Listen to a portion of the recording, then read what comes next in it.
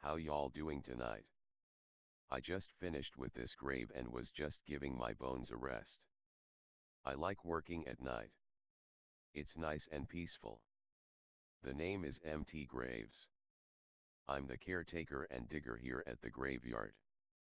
So did you stop by to hear a yarn or two?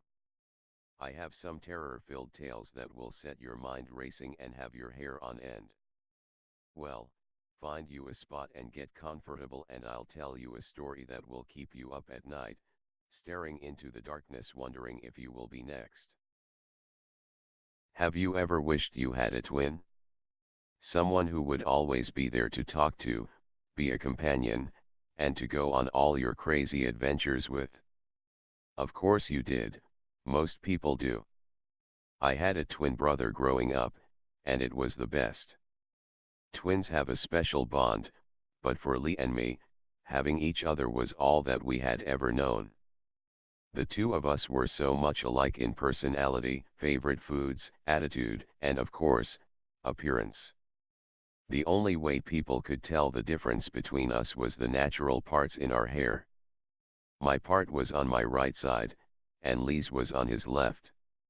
We were not like some twins. At school we'd get alone with other kids, but every afternoon we'd go home or to the park and talk about the day together, twin to twin.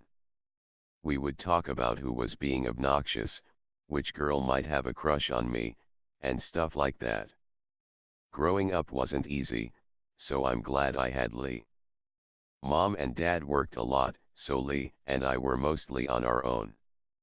Our family didn't have much money, and I remember one Christmas we just got one gift for the both of us, a new leather baseball glove, ball, and bat.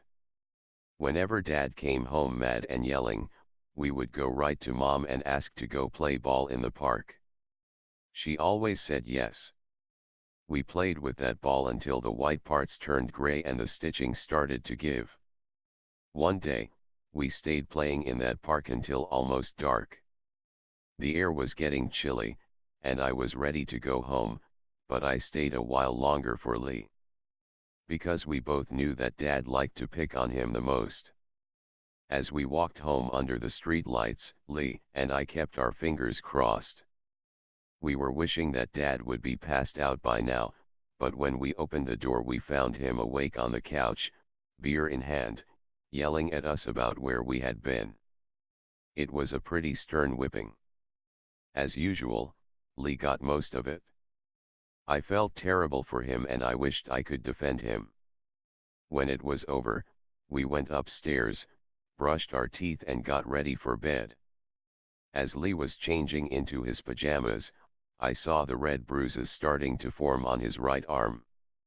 I counted 3 big ones. Then I looked down and saw the 3 red bruises on my left arm.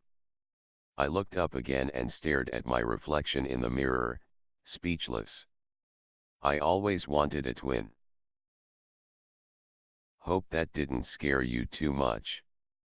Just something to think about when you're in the dark, or when the power goes out. Well, I guess I've rested enough.